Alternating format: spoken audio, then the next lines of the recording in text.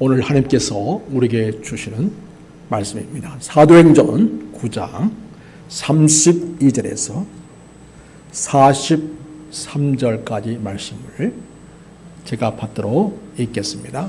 그때에 베드로가 사방으로 두루 다니다가 룻다에 사는 성도들에게도 내려갔더니 거기서 에냐나 하는 사람을 만나매 그는 중풍병으로 침상 위에 누군지 여드럽해라.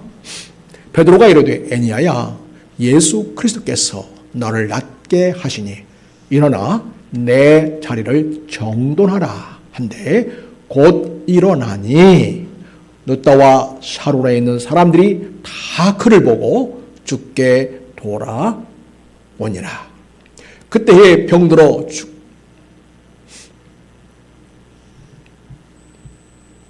36절 욥바에 다비다 하는 여제자가 있으니 그 이름을 번역하면 도르가라. 선행과 구제하는 일이 많더니 그때에 병들어 죽음에 시체를 씻어 다락에 누이니라. 룻다가 욥바에서 가까운지라 제자들이 베드로가 거기 있음을 듣고 두 사람을 보내어 지체 말고 와 달라고 간청하여 베드로가 일어나 그들과 함께 가서 이르매 그들이 데리고 다락방에 올라가니 모든 과부가 베드로의 곁에 서서 울며 도르가가 그들과 함께 있을 때에 지은 속옷과 겉옷을 다 내보이거늘 베드로가 사람을 다 내보내고 무릎을 꿇고 기도하고 돌이켜 시체를 향하여 이르되 다비다야 일어나라 하니 그가 눈을 떠 베드로를 보고 일어나 앉는지라. 베드로가 손을 내밀어 일으키고 성도들과 과부들을 불러들여 그가 살아난 것을 보이니 온 욥바 사람이 알고 많은 사람이 주를 믿더라. 베드로가 욥바에 여러 날 있어 시몬이 한 무장의 집에서 머무니라. 아멘. 나날이 무더위가 계속되고 있습니다. 이 여름날의 폭염. 그러나 요즘 아침과 정늦게 불어오는 선선한 바람과 함께 가을이 또 서서히 우리를 향해서 성큼성큼 걸어 들어오고 있습니다. 그렇습니다. 이 폭염도 서서히 사그라들 것입니다.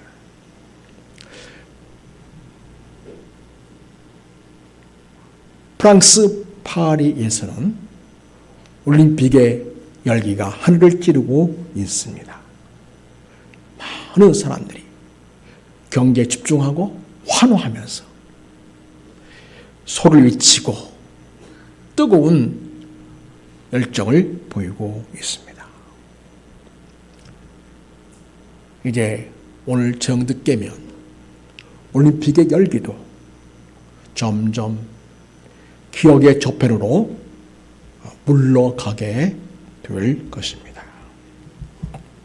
여러분, 폭염도 사그라들고 파리 올림픽의 열기도 사그라들 것이지만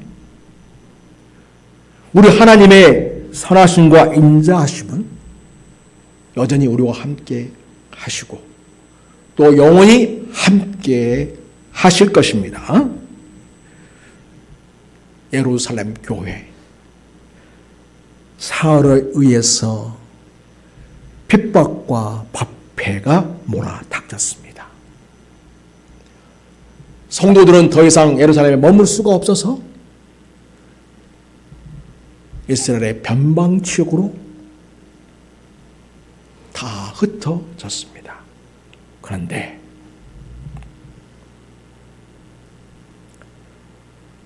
다메섹이라는 변방에서 우리 예수님은 사울을 만나 주셨고 그를 변화시켜 주셨습니다. 그리고 예루살렘의 교회들도 평안을 되찾게 되었습니다. 예루살렘의 교회도, 유다에 있는 교회들도, 사마리아에 있는 교회들도 점점 평안을 되찾아가면서 교회가 회복되기 시작했습니다. 여러분, 사도행전 8장 31절을 보면, 자, 이제 사울이 자기 고향 땅인 다소로 형제들에 의해서 보내진 다음에 31절 보면 이제 교회가 평안해지고 교회가 점점 든든히 서가는 모습을 보게 됩니다. 우리 31절 같이 한번 읽겠습니다. 시작. 그리하여 온 유다와 갈릴리와 사마리아 교회가 평안하여 든든히 서가고 주를 경외함과 성령의 위로로 진행하여 수가 더 많아지니라. 아멘.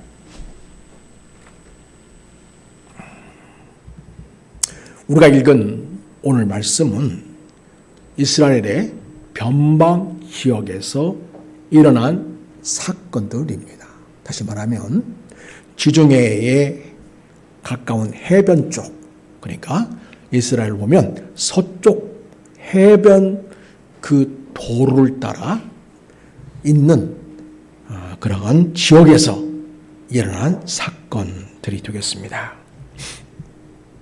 먼저 30절 보면 지금까지 보이지 않던 이 베드로의 이름이 드디어 등장을 합니다.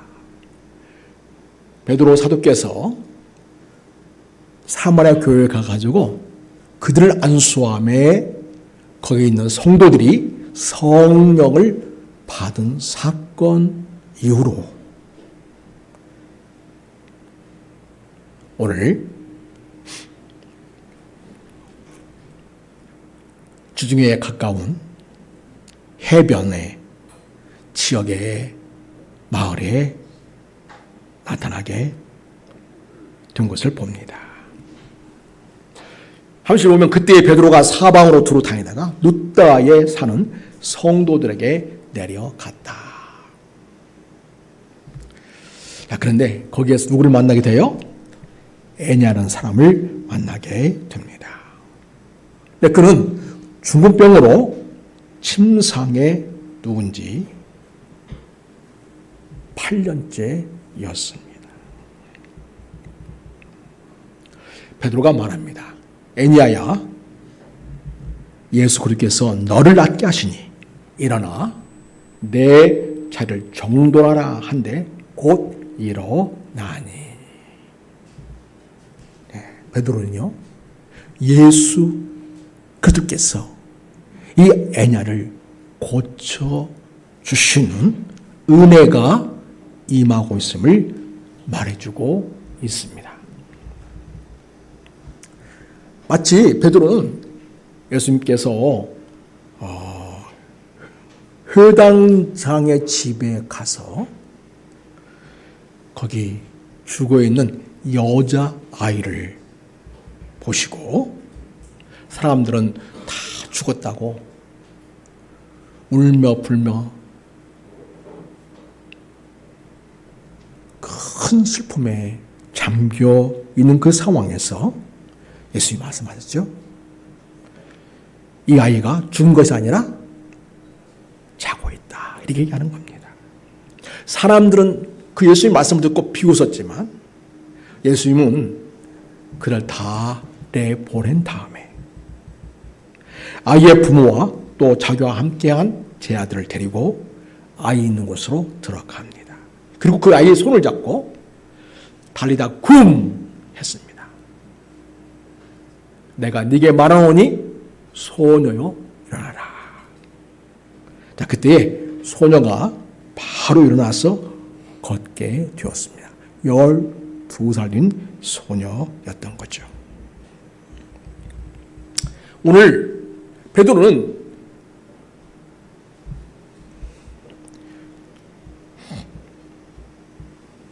룻다에 있는 애냐를 만나서 선포합니다. 이 애냐야, 예수 그리스도께서 너를 낫게 하신다. 이렇게 하면서 일어나라! 이렇게 이야기하고 있음을 보게 됩니다. 마치 예수님께서 백보장 야유로에 딸에게 하시던 것처럼 오늘 여기 애냐에게 일어나라 이렇게 말씀하시고 있음을 보게 됩니다. 그리고 말합니다. 일어나라. 그리고 내 자리를 정돈하라 이렇게 얘기합니다. 그동안 8년 동안 누워있던 그 자리를 깨끗이 정리하고 새로운 삶, 이제는 누워있는 삶이 아니라 일어서서 걷는 그런 삶을 살라고 말씀하시는 것도 의미가 있겠지만 이 단어, 정돈하는 이 단어를 보면요, 이런 속뜻을 가지고 있습니다. 너는 지금까지 오랜 동안 침상에 누워 있어서 다른 사람 도움 없이는 네가 살아남아 있을 수가 없었다. 그런데 이제는 예수 그리스도의 능력과 은혜를 입어서 네가 다시 일어나게 되었으니 이제는 다른 사람을 돕는 자로서의 삶을 살아라. 그 의미에서 내 삶을 정돈하라는 뜻이 되겠습니다. 여러분, 베드로가 일어나라 하고 하심으로써 팔레져 누워있던 이 중병자의 애니아가 일어났던 이 사건, 베드로 한 것 같지만 실제로는 누가 그를 일으킨 겁니까? 예수님. 그렇습니다. 예수님이 하신 것이었습니다. 이 변방지역 루테란 곳에 살고 있는 이 여인에게 주님이 베드로를 통하여 찾아오신 것이었습니다. 그리고 베드로의 입을 통해서 일어나고 하신 그 말씀은 베드로를 통하여 오늘 애니아에게 주님이 일어나라고 말씀하신 것입니다. 변방에 있는 8년째 침상에 누워 아무것도 할 수 없는 중병자 이 애냐를 찾아오신 그 예수님은 오늘도 변방에서 이름도 없이 온갖 중병과 같은 그런 삶의 처지에 놓여 있는 자들을 찾아오셔서 말씀하십니다. 일어나라. 내 삶을 정돈하라 하십니다. 그리고 예수님은 베드로를 통하여 이 애냐에게 말씀하셨던 것처럼 오늘날 이 시대에는 오늘 이 말씀을 듣고 있는 사랑하는 성도 여러분을 통하여 사람들에게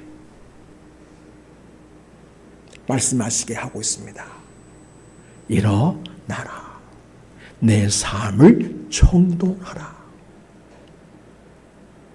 치유하시고 회복하셔서 새로운 인생, 남에게 신세를 주고 도움받던 인생에서 남에게 도움을 주고 남의 인생을 새롭게 하는 쓰임받는 새로운 인생을 열어주는 일에 우리 성도들이 쓰임받을 수 있기를 주의 이름으로 축원합니다. 이게 예수님 제자의 삶이 되겠습니다. 자, 그리고 그 다음 사건이 36절부터 나오고 있습니다. 요바에 다비다라 하는 여자가 있어요. 그를 번역하면 도르가라고 합니다. 그러니까 앞에 있는 다비다는 히브리식 이름이겠죠. 그리고 도르가는 헬라식 이름이 되겠죠. 자, 이 여인은 어떤 삶을 살았습니까? 선행과 구제하는 일이 심히 많더니. 여러분, 여기에 보면 이 베드로가 와가지고 복음 전했다 이런 이야기는 없어요. 그렇죠? 이미 어떤 걸 전도한 것 같아요? 이미 복음을 듣고 예수를 믿고 있다는 사실을 전제로 이야기가 기록된 것을 보게 됩니다. 이분들은 언제 그 복음을 들었을까요? 여러분, 이 지역에 가서 복음 전한 사람이 있죠? 누구지요? 이 변방 지역에 가가지고 주중에 서쪽 주중에가 있는, 그러니까 이스라엘의 서쪽 변방 지역에 가서 복음을 전했던 자가 있었습니다. 누구죠? 빌립 집사. 아무도 빌립 집사의 복음을 듣고 예수를 믿게 된 것으로 보여집니다. 그래서 이미 그들은 예수님을 주로 믿고 예수님의 제자다운 삶을 지금 살고 있는 도르가, 다비다를 우리가 여기서 보게 됩니다. 선행과 구제하는 일이 심히 많더라. 그런데 여러분, 안타깝죠? 이렇게 좋은 일 하는 사람은 오래오래 살아두지요.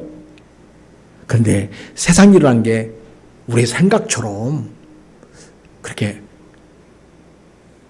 되지 않는 곳도 있다는 것을 많이 경험하게 됩니다. 이렇게 좋은 사람, 이렇게 좋은 신자는 건강하고 오래오래 살아서 주님의 이름을 더욱 빛내고 아름다운 일을 많이 해야 되겠죠? 안타깝게도 병이 들었는데 죽고 맙니다. 여러분, 이 이스라엘 사람들은 장사를 어떻게 하죠? 죽으면 바로 하지 않습니까? 바로. 그런데 오늘 여기 30절 보면 장사를 바로 지나가지 않습니다. 이 죽은 도르가를 어떻게 하고 있습니까? 그 시체를 씻어서 다락에 누이니라. 여러분, 이전에 이스라엘의 선지자 엘리야나 엘리사 같은 경우 보면 죽은 아이를 다락방에 누워놨는데 그 집에 찾아가서 그 아이를 다락방에 만나서 그 아이를 살렸던 놀라운 하나님의 역사를 행한 적이 있습니다. 여기 루더에 사는 성도들은 이런 하나님의 능력, 살리신 역사를 이루시는, 그러니까 하나님의 능력을 경험하기 원했던 것 같습니다.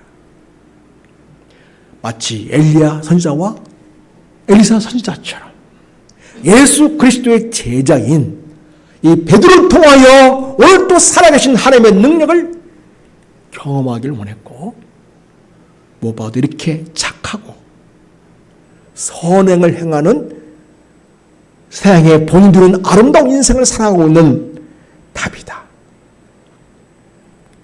이 도르가를 하나님이 반드시 살려줬으면 좋겠다.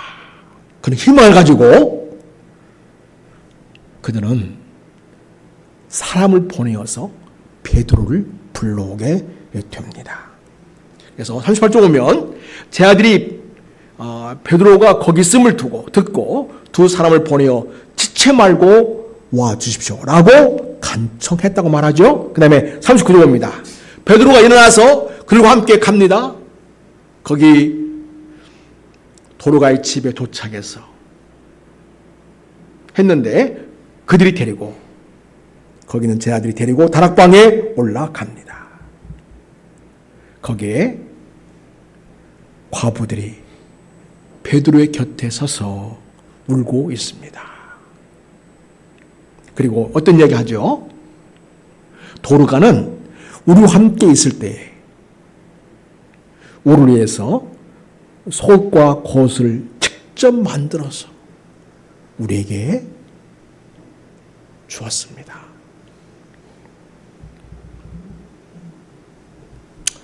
이 얘기를 듣고 있는 베드로 마음이 짠했겠죠? 참 참 진실한 주님의 제자이구나.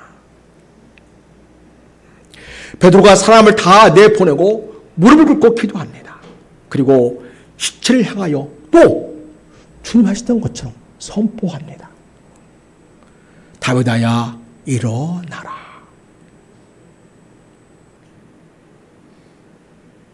여러분, 이 장면 생각나십니까? 예수님께서 여자에 향해서, 죽어있는 여자에 향해서 달리다 쿰 했죠? 일어나라 했던 것처럼 베드로도 그렇게 다윗에게 일어나라고 합니다. 그때에 주님이 놀라운 역사를 행하십니다. 그가 눈을 떠 베드로를 보고 일어나 앉게 되었습니다. 베드로가 손을 내밀어 일으킵니다. 그리고 성령과 가부들을 불러들였습니다. 다윗아가 살아났습니다. 주님이 그를 살리신 것입니다.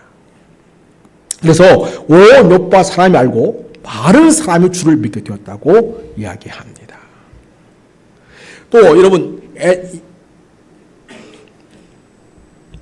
애니아를 낫게 할 때도 35절 보면 룻다와 사흘에 있는 사람들이 다 그를 보고 주께로 돌아왔다고 이야기합니다. 변방에 있는 인생들을 찾아오신 예수님, 그리고 당신의 능력을 배를 통하여 나타내신 우리 예수님, 그분은 진정 우리 인생의 생명이시오 부활이심을 확증해 주시면서 그들의 믿음을 굳세게 하고 있음을 보게 됩니다. 사랑하는 여러분, 오늘 여기 애니아와 도로가와 함께 하셨던 그 예수님은 오늘도 하늘 보좌에 영원토록 살아계시고 성령님을 통하여 오늘 우리와 함께 계시고 있습니다. 사랑하는 여러분, 그래서 예수님은 당신만이 진정한 생명의 주가 되시고 부활의 주가 되심을 우리에게 믿게 하시고 있습니다. 오늘날 얼마나 많은 인생들이 병의 문제로, 중년 문제로 고통하며 신앙하며 살고 있습니까? 온갖 인생의 문제로 시달리고 거기에 눌리고 억압당하고 힘든 삶을 사는 것을 보게 됩니다. 사랑하는 여러분, 우리 예수님이 어떤 분이십니까? 나는 부활이요 생명이라고 말씀하신 분이십니다. 이렇게 부활이요 생명이신 예수님을 믿는 예수님의 제자이신 우리 사랑하는 성도 여러분, 오늘날 이 시대에 대해 인생의 여러 가지 문제로 고통하고 어려움을 겪고 있는 인생들을 찾아가서 진정 주님만이 우리 인생의 문제를 다룰 수 있고 주님만이 우리 인생의 문제를 근본적으로 해결할 수 있고 우리를 언제 치유하시고 회복하시는 분이심을 사람들에게 알려주고 예수를 믿게 하는 주님의 제자가 될 수 있기를 바랍니다. 주님은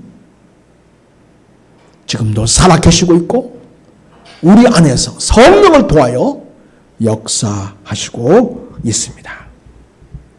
자, 그리고 여러분, 그 다음에 베드로의 그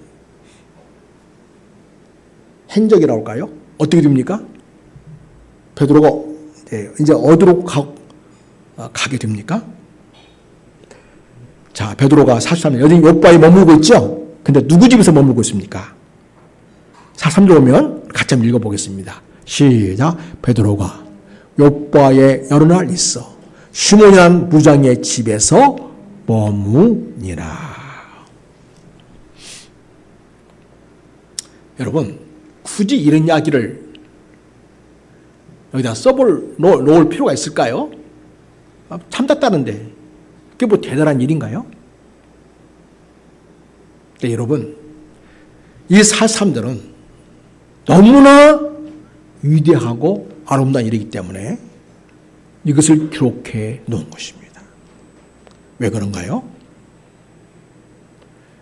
변방에 있는 인생들을 향해서 사람들 별로 관심이 없습니다. 그러나 주님은 관심이 많으십니다. 천한 직업을 가진 사람에게는 사람들이 별로 관심이 없습니다. 그러나 주님은 관심이 있습니다. 여러분, 무장인가 뭐죠? 동물의 가죽을 벗겨서 그걸 가공해가지고 온갖 옷도 만들고 또 벨트도 만들고 온갖 이 가방이랄지 온갖 필요한 생활 용품을 만드는 일을 하는 사람입니다. 여러분, 유대인들은 이 짐승을 잡아서 가죽을 벗기는 일을 하는 이 무장에서 어떻게 생각하겠습니까? 여러분, 죽은 시체를 만들게 되면 그 사람은 어떻게 된다고 율법에서 말하고 있습니까? 부정하게 된다고요. 그러니까 이 무장이는 항상 부정한 사람이죠. 맨날 짐승 죽이고 그 죽은 시체를 가지고서 그걸 가공해가지고 뭔가 물건을 만들고 그러니까 그가 하는 모든 일에 다 부정하게 되는 일을 하는 거죠. 그러니 직업 중에 가장 천하고 천한 직업이 무두장인 거죠. 그런데 오늘 베드로는 기꺼이 그것도 여러 날 동안 이 무장의 집에서 지내는 것을 보게 됩니다. 이것은 무엇을 보여줍니까? 예수님은 어떠한 인생도 차별하지 않는다는 거죠. 어떠한 직업도 어떠한 사람도 예수님에게는 천한 사람이라고는 아무도 없습니다. 오늘 여기 변방청에 있는 여기 있는 여인들도 우리 주님은 그들을 만나주시고 그들을 귀하게 대해주셨고 그들의 인생을 회복하시고 치유해 주셨습니다. 오늘 예수님은 오늘 베드로를 통해서 여기 무두장의 집에 가서 그를 만나주시고 있고 그와 함께 동행하시고 거주함으로써 예수님 안에서 모든 인생은 다 가치 있고 법을 얻고 종교의 인생이라는 거 주님이 다 만나주시고 그들의 인생을 귀하게 여겨주시고 가치 있게 여겨주시고 함께 하시는 분이시라는 것을 지금 베드로를 통하여 보여주시고 있습니다. 우리 주님이 내칠 천한 직업이나 천한 지역의 사람이라고는 아무도 없습니다. 우리 주님은 어떠한 인생도 만나주시고 그 인생을 인격적으로 대해주시고 회복해주시고 치유해주시고 그 인생을 새롭게 해주시며 그 인생을 가치 있게 여겨주신 분이십니다. 이 좋으신 예수님이 바로 여러분의 주님이세요. 생명의 주, 부활의 주신 예수님은 사랑의 주님으로서 우리를 편견이나 차별로 대하지 않으시고 우리를 존귀하게 여기시고 보물게 여기시고 우리를 인격적으로 대해 주시는 분이시라는 것을 베드로를 통하여 우리에게 보여주고 있습니다. 여러분, 아까 도로가 보니까 좀 어떻게 사는 것 같아요? 구차하게 사는 것 같아요? 여유 있게 사는 것 같아요? 옷을 만들어서 다른 사람이 제공할 정도 된다면 일단 뭐가 있다는 걸 알려주는 거죠? 재력이 있다는 걸 보여주는 거죠. 그렇다면 그 집 괜찮게 살고 있을 거라는 것을 우리가 추정해 볼 수 있습니다. 그러나 베드로는 거기서 참청하지 않았습니다. 누구의 집에서요? 무두장이의 집에서요.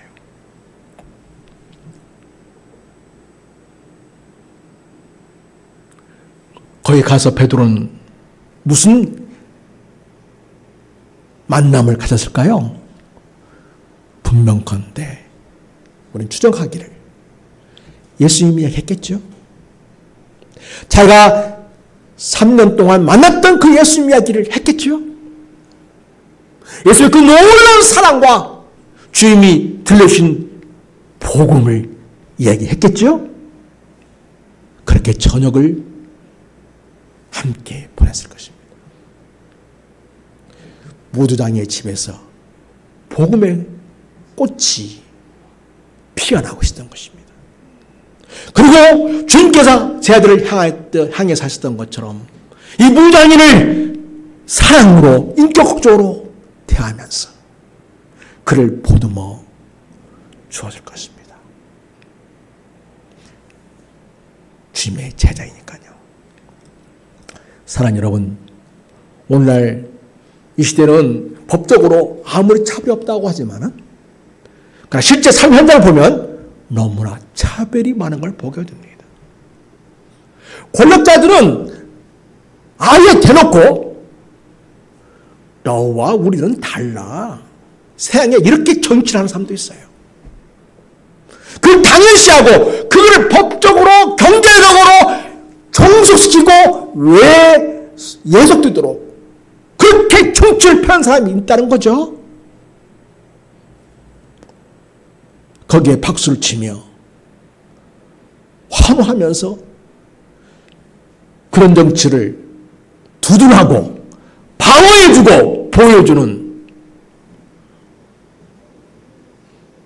주님을 잘 모르는 기독교인들도 거기 있겠죠? 많이 있습니다, 실제로.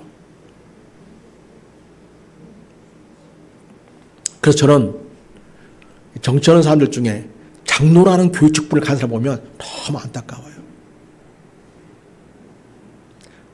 예수 그리스도의 사랑과 이렇게 변방인 인생들을 돌보고 치유하고 회복하는 것에서 모두가 다 인간으로서의 그 존엄성과 존중과 그 가치를 인정받고 인간다운 삶을 살도록 법을 정비하고 제도를 새롭게 하고 복지를 실현하는 그런 일이 아니라 가진 자를 더 갖도록 그들은 오히려 세금 면제주고 힘들게 지정생활하는 서민들은 열심히 세금 걷어가고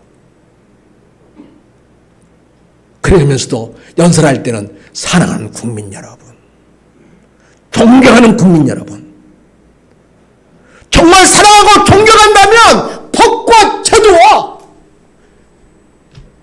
복지신을 통해서 진정으로 국민을 사랑하고 존중하고 존경한다는 걸 보여줘야 되는 거죠. 말로만 연설할 때만 존경하고 실제 정치나 모든 행안에 있어서는 국민을 없이 여기고 무슨 조문제나 취하고 현대판 노예를 만들어가는 이 안타까운 정치 현실을 보면서 그리고 거기에 동조하는 이 안타까운 복음이 없는 그리스도인들을 보면서 목사로서 얼마나 가슴이 아프고 가슴 터질 것 같습니다. 오늘 보십시오. 변명에 죽어가는 인생, 고통당하는 인생을 우리 주님이 베드로를 통하여 만나주고 있지 않습니까? 좀 착하게 살다가 젊은 날에 너무 빨리 죽어버려서 너무 안타까워가지고 과부들이 울면서 그가 살아있을 때 우리한테 이렇게 했었어요 라고 하면서 속옷과 겉옷을 내보여주면서 이게 다 직접 만들어서 우리한테 줬었어요 했던 이 한 여인이 너무나 빨리 죽어버렸습니다. 이 여인을 주님이 만나고 주고 있지 않습니까? 베드로를 통해 여인을 만나주시고서 그 인생을 회복하시고 치유하시고요. 다시금 그 아름다운 선행과 구제 사업을 할 수 있도록 그를 일으켜주는 것을 보게 됩니다. 그리고 오늘 천하들이 천하고 사람들이 만나고 싶어하지 않고요. 그 여기는 무장이를 우리 예수님은 베드로를 통하여 이제 만나주시고 있습니다. 여러분, 이스라엘 사유는 굉장히 강제된 사유죠. 여자들이 남자한테 나 당신과 이혼할 거야 함부로 말할 수 없는, 아예 그냥 사유적인 분위기나 법으로 딱 묶어놓은 그런 사유입니다. 이혼하지 못하도록. 남자가 오를 때만 이혼하게 되는 거죠. 너무 억울하지 않습니까? 그런데요, 딱 하나 A사항이 하나 있습니다. 여자가 먼저 이혼을 요구할 수 있고 기꺼이 이혼할 수 있는 것을 인정해 주는 건수가 있습니다. 그게 바로 뭐냐? 무장에게 시간 여자가 당신이 자기의 남편에 대해서, 그 직업에 대해서 나는 이런 남자와 도저히 살 수 없습니다 라고 한다면 그 이혼을 정당한 것으로 여겨줄 정도로 그렇게 무주장이는 천대받았고 천하게 여겨졌던 것이죠. 예수님은 베드로를 통하여 이 무장인을 만나주고 있고 함께 잠을 자고 있는 것을 보게 됩니다. 마치 사람들이 다 천시하고 상대하고 싶지 않고 무시했던 삭개오, 그 세리를 우리 주님이 만나주셨던 것처럼, 그리고 그의 집에 가서 기꺼이 함께 지내줬던 것처럼, 그리고 오늘날 구원이 이 집에 일어났다. 여기에 이 자가 아브라함의 자손이다. 이렇게 구원을 선포하면서 삭개오 인생을 인정해주고 회복해주고 그의 지금까지의 온갖 멸시와 무시와 천대와 업신여김과 차별받음을 치유해 주시면서 이 삭개오를 인격적으로 대해주는 우리 예수님을 우리는 기억합니다. 그런데 예수님이 지금은 베드로를 통해서 이 무장이를 만나 주시고 있습니다. 사랑하는 여러분, 오늘날 법은 평등하고 법은 모든 사람에게 동등하게 똑같이 적용다고 하지만 실제 현실은 그렇지 않은 걸 보게 됩니다. 여러분, 사회적 태도나 법이라는 것은 언제나 사각지대가 있습니다. 그리고 아무리 그런 법이 있다 할지라도 여전히 인생들은 위기를 만나게 되고 어려움에 처하게 되고 깊은 삶에 대한 억울함과 힘듦과 고통 속에 놓여 있는 것을 보게 됩니다. 오늘날 이 시대를 살아가는 인생들을 향해서 우리 주님은 그들에게 찾아오셔서 그들을 만나 주시려고 합니다. 어떻게 주님은 그들을 만나 주실까요?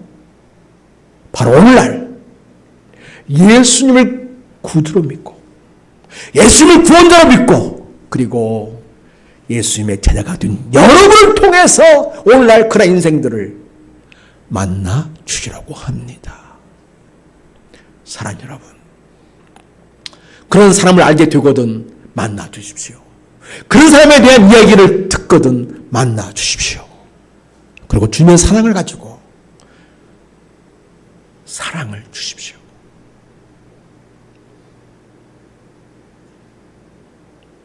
주님 때문에 그의 마음이 따뜻해질 수 있게끔, 주님 때문에 여러분이 찾아간 그 일로 인해서 그가 주님을 만나게 되고 그 주님 때문에 그들의 인생이 다시 살아갈 희망을 갈 수 있게끔, 살아갈 힘을 갈 수 있게끔 여러분이 주님의 대리인으로서 그들을 만나주시고 그들의 인생을 회복하는 일에 여러분이 복되게 쓰임받기를 바랍니다.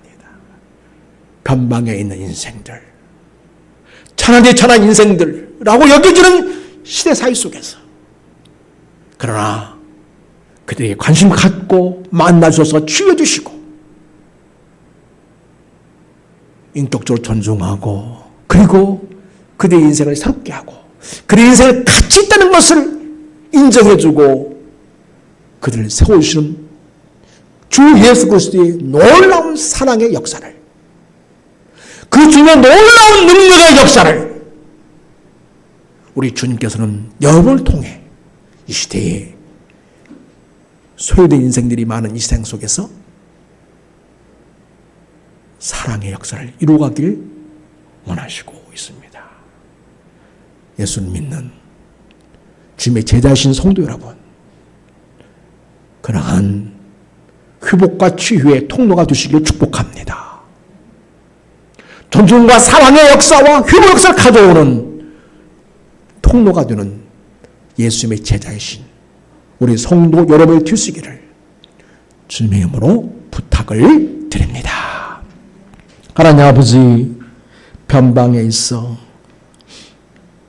이름도 없고 소외되고 이롭고 병들어 죽어가고 사형과 단절되고, 그리고 또 한편 아름다운 아무리 선하고 착한 일을 할 때 할지라도 병으로 쉽게 죽어가는 이 여인을 베드로를 통하여 만나주신 우리 예수님, 그리고 가장 찬한 직업이라고 사람들이 손깍질하며 멀리하며 상대하고 싶어하지 않는 이 무장의 시몬을 베드로를 통하여 만나주신 예수님께서는 오늘날 이 시대에 소외되고 어려움에 처해 있고 위롭고 힘든 인생을 살아가는 인생들을 우리를 통해서 만나주시고 싶어 하십니다. 우리가 주님의 마음을 가까이 하여 주시옵소서. 주님의 심정을 가까이 하여 주시옵소서. 성령이여, 우리에게 주님의 마음을 부어주시옵소서. 우리의 눈을 들어 그들을 볼 수 있게 하시고 우리의 손을 내밀어 사랑을 전할 수 있게 하여 주시옵소서. 그리하여 그들이 가슴이 따뜻해지고 주님을 새롭게 만나고 회복되는 역사를 가져오게 하는 이 복된 역사에 우리 성도들이 쓰임받게 해주옵시고, 아름다운 복음의 역사와 능력을 이 땅에 이루는 주님의 제자로 살게 해주시옵소서.